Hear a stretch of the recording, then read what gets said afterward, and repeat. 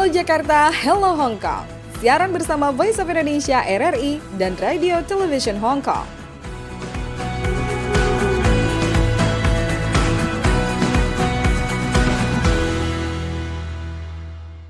Halo Jakarta. Halo Hong Kong, senang sekali saya Skarsari dari Voice of Indonesia menyapa pendengar Halo Jakarta, Halo Hong Kong dan juga menyapa Sam. Saya Sam di Hong Kong, RTHK, Radio Television Hong Kong. Oke, Sam, kemarin minggu lalu kan kita merayakan Hari Pahlawan ya, tepat di hari Minggu kemarin. Dan dalam seminggu ini juga ada banyak keseruan yang terjadi di Indonesia. Salah satunya kita tuh baru menyelenggarakan Pesta Rakyat dan Aquabike Jet Ski World Championship yang hadir di Danau Toba pada tanggal 13 hingga 17 November kemarin. Jadi ada 73 pembalap dari 30 negara yang hadir di kejuaraan jet ski ini. Iya, tapi di Hong Kong juga ada kegiatan ya, ada 17 museum yang berpartisipasi dalam Muse Fest. Wah, ini aku museum sebagai festival aku anak museum banget nih, suka banget nih berkunjung ke museum ini. Ngapain nih? Yang diorganize oleh Leisure and Culture Service Department of Hong Kong ya. Itu banyak museum ya, ada 17 museum ya ternyata ya. Salah satunya yang satu acara utamanya adalah Carnival Fun at Museum. Ya, perayaan 2 hari yang mengawali kemeriahan ya. Ini kolaborasi melibatkan beberapa lembaga budaya seperti Museum Luar Angkasa Hong Kong dan Museum Seni Hong Kong. Ya, sama unit promosi Saint, kantor conservation dan kantor warisan budaya tak benda. Ya. Ini seru ya pasti ya. Karena kan museum di sana bagus-bagus, Sam. Betul. Pameran Museum Festival yang diadakan dari 1 November hingga 30 November ya. From the 1st of November to 30th November. Ya, Muse Festival. Tapi kalau undang saya ke sana dijamin nggak akan ngantuk. 17 museumnya nanti dikunjungin. Dikunjungin. Oke. Kita nanti mau ngobrol-ngobrol seru lagi bersama dengan Mbak Gita Pasaribu dan nanti kita mau ngobrolin langsung soal pekerjaannya. Ya, yang membela membuat ya, meng-create satu apps ya yang istilahnya menolong teman-teman kalau yang dibully ya. Iya, karena kasus bully ini tuh betul-betul menjadi satu hal yang concern banget di semua tingkat. Mulai dari TK, SD, SMP, kemudian di tempat kerja, kemudian di ranah domestik, di rumah tangga, itu selalu ada gitu ya. Dan kadang-kadang kalau kita merasa sendiri, itu yang paling bahaya sih. Dan itulah fungsi atau mungkin peran dari Mbak Agita ya. Dan kita nanti tanya langsung setelah satu buah lagu berikut ini.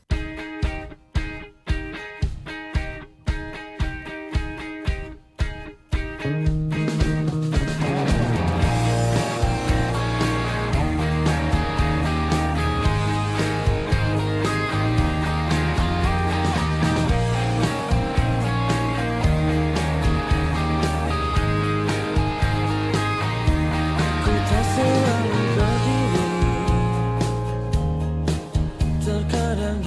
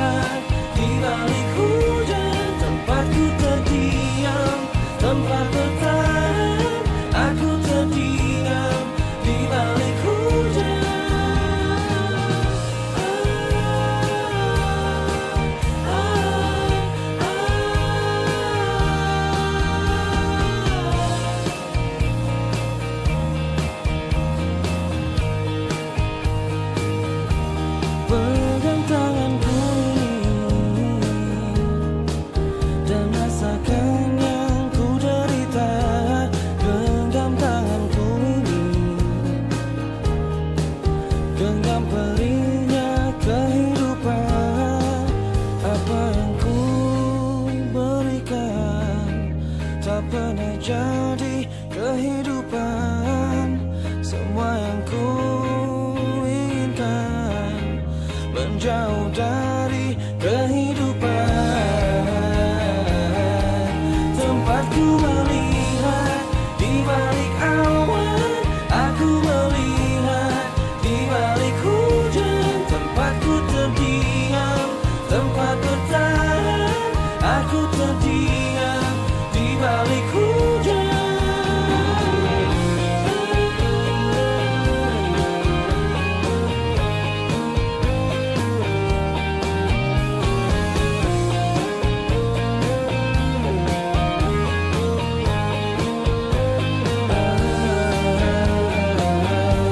Tempatku melihat di balik awan, aku melihat di balik hujan. Tempatku terdiam, tempat bertahan, aku terdiam di balik hujan. Tempatku melihat di balik awan, aku melihat di balik hujan. Tempatku terdiam, tempat bertahan, aku terdiam di balik hujan.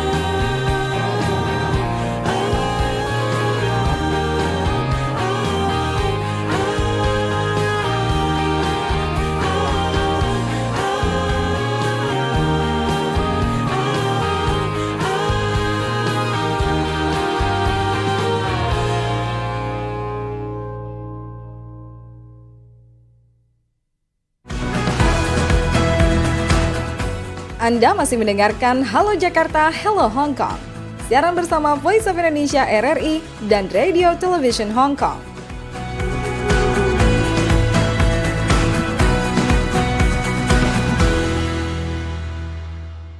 Halo Jakarta. Hello Hong Kong, selalu seru kalau kita ngobrol bersama dengan Mbak Agita Pasaribu yang juga menjadi narasumber kita di episode minggu lalu. Kalau minggu lalu kita sudah dengerin ceritanya ya Sam ya mengenai kegiatannya di Hong Kong dan bagaimana pandangan Mbak Agita mengenai Hong Kong yang ternyata memang saya dan Mbak Agita sendiri punya pandangan yang sama ya. Memang Hong Kong oke banget dan susah move on. Saya mau tanya sebentar sedikit ya. Udah kemana aja di Hong Kong? Aduh, udah kemana aja ya? Udah shopping belum? Udah, pokoknya udah muter-muter Central, Causeway Bay, Mongkok area, Tsim Sha Tsui. Oh. Ya, udah sampai Udah memburu labubu nggak? Aduh. Untungnya aku nggak kena fever labubu. Labubu. Bisa Tapi dicek banyak ya. banget memang ya. Masa Kosong barangnya. iya. Ya ampun, pada ini banget gila labubu gitu. Makanya itu saya juga bingung. Sekarang Heran tuh aku juga. labubunya tuh dipakai-pakein baju sampai ada yang dipakein kawat gigi katanya. Oh my goodness, wow, that's extreme. Bayangin Louis Vuitton, LV itu membuat kolaborasi bersama Labubu. Bayangin aja sampai begitu. Iya. Anyway, back to serious matter. Ya nggak? Tapi nggak apa-apa ya karena Mbak Gita ini juga selain suka belanja ya karena memang cewek-cewek identiknya suka belanja ya walaupun pertanyaannya tuh bukan belanja apa aja tapi pas pulang bawaannya udah seberat apa gitu ya Sam ya. Nah itu dia, aku juga nggak tahu gimana ini. Mungkin nanti Opernya dipaketin. Overweight. Lewat saya. Saya yang bantu Ini kirim. endorse kayaknya nih endorse dari Ada endorsement nih. ada iklan dulu lewat ya. Tapi balik lagi Mbak Gita, kita mau Iya. minta diceritain dong sama Bully ID ini ya aplikasinya ya. Bullet Up. Jadi Bullet Up ini sebenarnya kita mulainya waktu itu 2020 Mbak Sekar. Kita kan COVID-19 lockdown kan waktu itu 2020 dan di awalnya itu memang benar-benar tidak ada niatan ini untuk menjadi sebuah aplikasi established jadi organisasi gitu ya. Jadi awalnya itu karena aku lawyer dan memang tujuannya adalah untuk mau give back gitu karena memang kita juga we're working from home gitu kan, dan Iya. we have a lot of time gitu. Jadi pada saat itu yang kita lihat juga karena COVID-19 dan lockdown tersebut, kita sering dengar banyak kasus kekerasan yang terjadi gitu, KDRT gitu. Kemudian juga karena semua aktivitas kita di social media gitu, banyak anak-anak yang juga mengalami cyberbullying, kemudian terpapar dengan konten pornografi di ranah online karena semuanya menggunakan internet ya, belajar melalui internet, kemudian juga bekerja juga melalui internet, dan kadang-kadang orang tuanya juga tidak mengawasi 24 jam. Nah gitu, jadi kita lihat kok banyak kasus ternyata terkait dengan cyber harassment yang terjadi ranah online ini, dan secara statistik pun ternyata naik 300% dari beberapa tahun sebelumnya, hanya dengan konteks waktu dari waktu itu bulan Maret sampai April gitu. Dan menurut aku ini concerning gitu, dan dengan konteks di mana korbannya tidak bisa meminta bantuan karena tidak tahu ya kemana harus bisa minta bantuan, karena kan kita juga di lockdown gak bisa keluar gitu. Akhirnya aku menginisiasikan gimana caranya supaya kita menggunakan internet juga gitu, untuk bisa membantu korbannya gitu. Jadi dimanapun mereka berada, walaupun mungkin mereka itu berada di mungkin luar Jakarta atau bahkan mungkin di Sumatera, di Kalimantan, dimanapun mereka berada, mereka tetap bisa mengakses bantuan gitu. Jadi tujuannya waktu itu hanya simple gitu ya, to create accessibility for support system gitu, no matter where they are gitu. Selama mereka orang Indonesia, mereka tetap bisa akses gitu. Jadi ini lebih itu awalnya. pendampingan psikologis kah atau mungkin advokasi hukum atau seperti apa? Jadi di awal karena memang aku lawyer Mbak Sekar, jadi memang kita mulainya di legal waktu itu. Jadi legal support di awalnya, tapi karena kita lihat kok kasusnya udah mulai ada impact psikologinya gitu kan. Orang yang datang konsultasi dan curhat ke kita bilang, saya udah lama ini stres banget, nggak bisa tidur, terus juga saya akhirnya jadi nggak mau makan dan lain-lainnya. Jadi kita lihat ini udah ada aspek-aspek psikologi yang kita tidak punya capacity untuk bisa membantu gitu ya, kasus stress, anxiety, terus juga bahkan ada yang suicidal attempt gitu. Nah ini kita sudah melihat ini concerning gitu. Akhirnya saya coba untuk reach out juga dengan teman-teman dari psikolog yang saya punya network. Akhirnya kita berkumpul lah gitu. Jadi pertama dimulai dari legal support dulu, sampai akhirnya kita juga sekarang ada psychological support gitu untuk membantu korban. Dan karena kami lihat gitu ya, dari waktu itu piloting 2 minggu ada 750 kasus yang masuk tanpa ada promosi ataupun tanpa ada sharing ke banyak orang atau ke media gitu. Kita lihat ini dibutuhkan oleh orang gitu. Saya mau tanya, kebanyakan itu di umur berapa ya, age Demografiknya ya.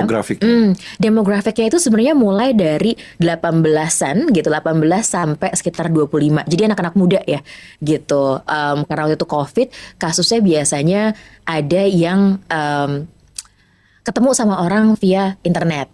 Ada yang dari social media, ada yang dari online dating platform, ada yang dari gaming platform gitu. Jadi macam-macam gitu. Nah, tapi kebanyakan rata-rata anak muda semua. Ini kayak yang dibilang sama Mbak Sering ya, Seringatin ya. Betul. Dia bilang ada scandal, love scandal juga ada. Ya, banyak sekali saya Banyak rasa. banget blackmailing via dating platform ya. Iya. Ini juga saya rasa ini juga bagus ya, saya rasa untuk PMI kita di Hong Kong juga ya, Mbak Sekar ya. Betul, setuju banget. Nah ini Dia juga bisa ya, Mbak?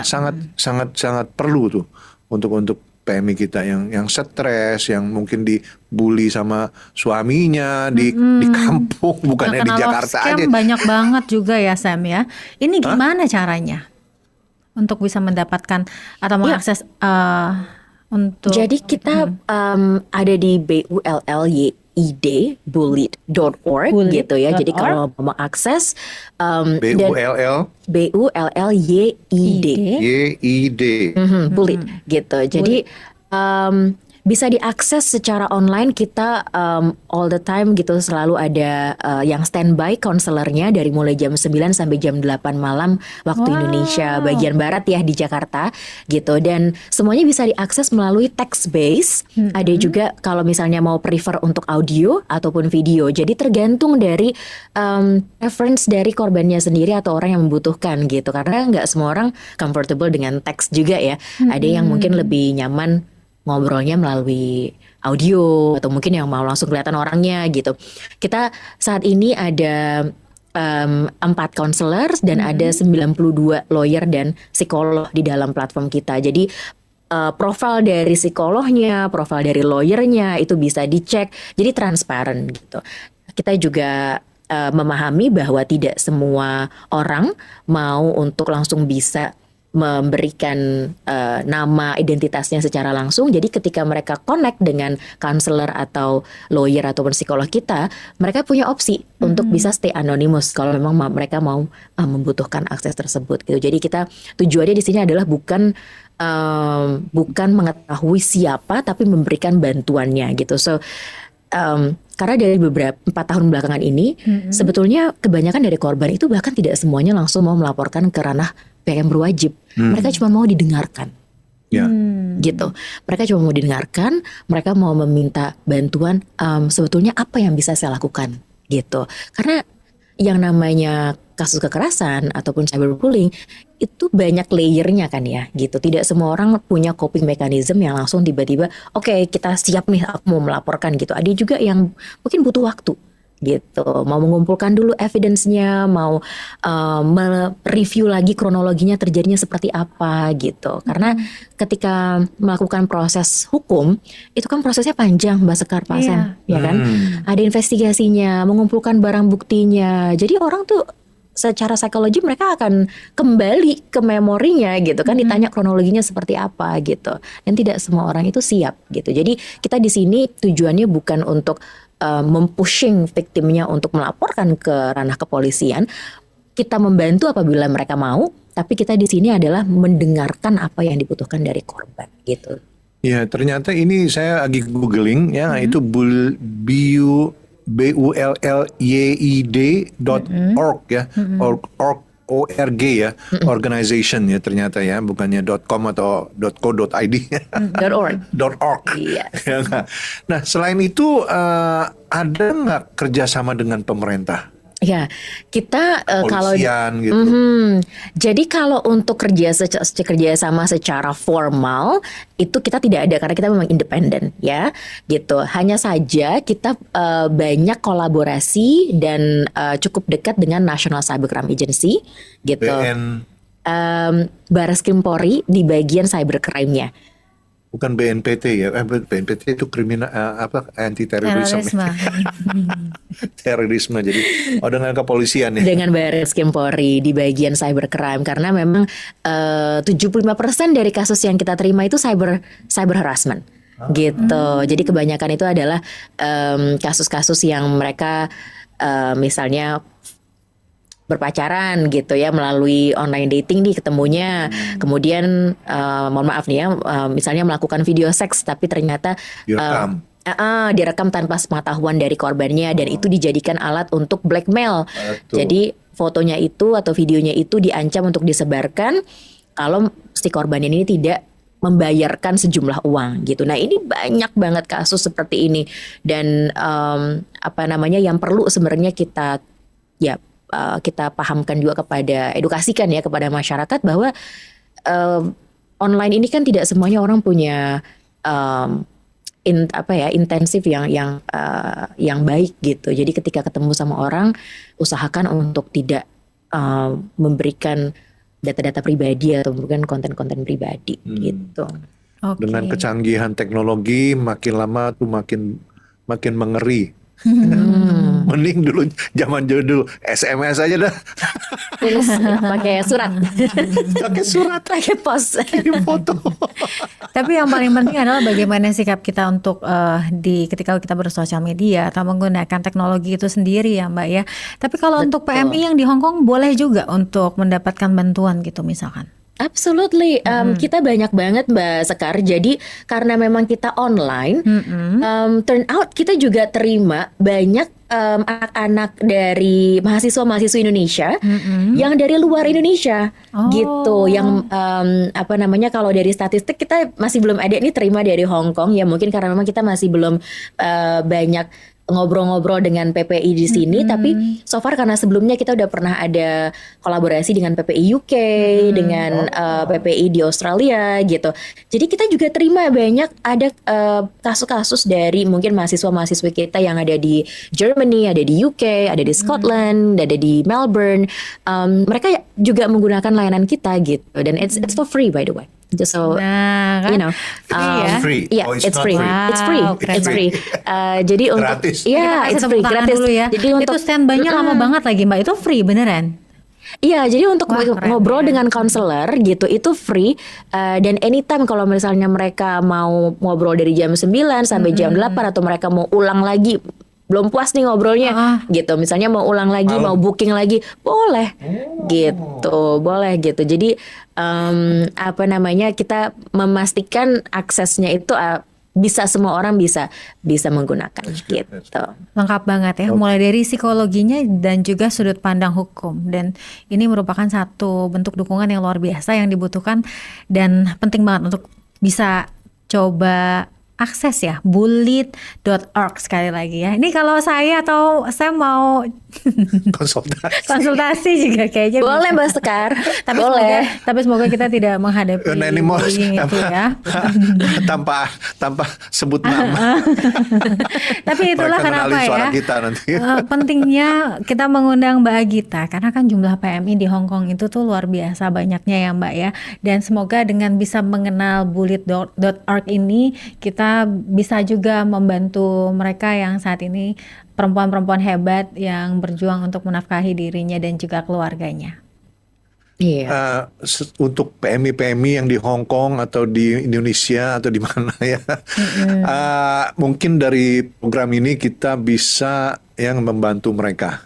Ya. Terima kasih banyak Mbak Agita Pasaribu. Terima kasih bukan Sama-sama, hanya terima sudah kasih. sharing dan juga meluangkan waktunya untuk Halo Jakarta, Halo Hong Kong, tapi terima kasih untuk bullied.org ya. Ini pasti sangat dibutuhkan dan juga bisa memberikan pengaruh yang sangat besar bagi setiap individunya. Anda masih mendengarkan Halo Jakarta, Hello Hong Kong. Siaran bersama Voice of Indonesia RRI dan Radio Television Hong Kong.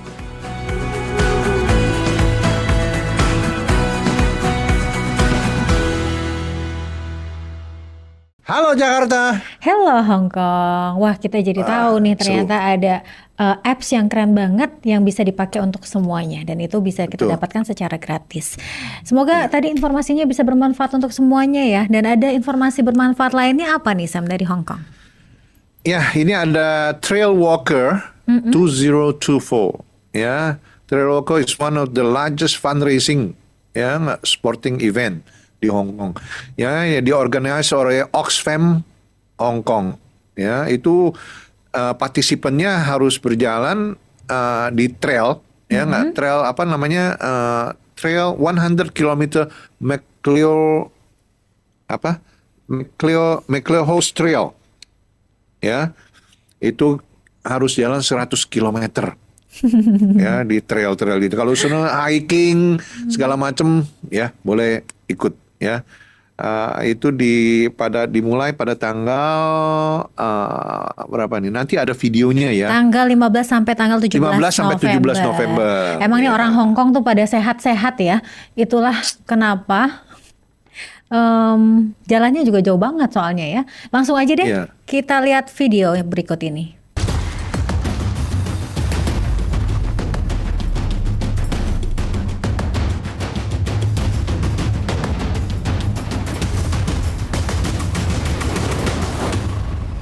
Welcome to Mega Events Mega Hong Kong. Katie, what's the furthest distance you have walked? Well, sometimes I do walk quite a lot when I travel. Then have you thought about joining Trail Walker?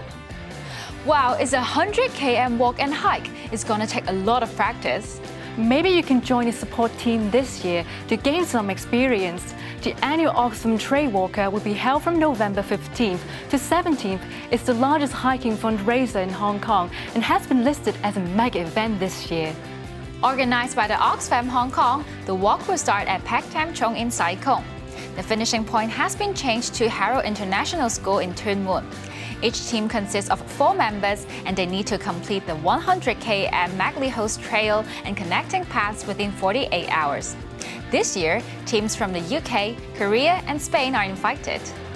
To celebrate the 40th anniversary of Trail Walker, a new 40-kilometer walk is added this year to let more newcomers challenge themselves. The finishing point is at Gilwell Campsite on Kowloon Peak. Whether it is 100-kilometer or 40-kilometer, you need to go up and down day and night. It takes a lot of perseverance and endurance. The 4 members of the team have to support each other along the way with a unique spirit, echoing this year's theme, 40 years stronger together. This year, there are more than 1,300 teams, and the event is expected to raise $40 million to support Oxfam's projects around the world, such as helping grassroots communities and victims affected by extreme weather, including those ravaged by heavy rains and floods this year in Nepal. In fact, Trail Walker was originally a training exercise for the Gurkha troops in Hong Kong, so it has a deep connection with Nepal. Even if you haven't registered for the walk, you can still join the support team or make a donation. Check it out! Oke, Sam, tadi kita udah lihat ya perjuangannya untuk bisa fundraising sporting ini ya. Saya mau bacain sedikit feedback. Waktu kita kan beberapa episode terakhir itu kita siarannya berdua ya. Ini ada yang komen nih dari Ardi TWS. Akhirnya bisa lihat Sam dan Sekar satu frame. Selama ini juga satu frame kok. Sama ini satu frame tapi beda ininya aja ya, beda layarnya ya. Tapi kemarin memang betul-betul tatap muka gitu ya Sam ya, seru banget memang. Bisa cubit-cubitan gitu ya. Walaupun Sam sih katanya grogi ya. Benar-benar ya, siapa yang bilang grogi itu? Sam bilang sendiri katanya saya grogi nih. Mungkin karena nggak ada Benny dan kawan-kawan kemarin. Iya, jadi Hong Kong team. Iya, nggak ada Hong Kong team ya di beberapa last episodes, jadi grogi. Oke deh, nanti kita akan bacakan feedback dan lain-lain ya. Tapi di episode berikutnya ya, sabar dulu yang belum disampaikan komen-komennya. Waktunya terbatas ya. Betul. Saya Sekar Sari mau pamit undur diri dari Jakarta Voice of Indonesia. Dan saya Sam di RTHK Radio Television Hong Kong. Bye-bye.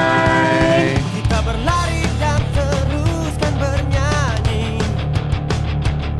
Kita buka lebar pelukan mentari. Bila pun terjatuh nanti, kau siap mengangkat aku lebih tinggi.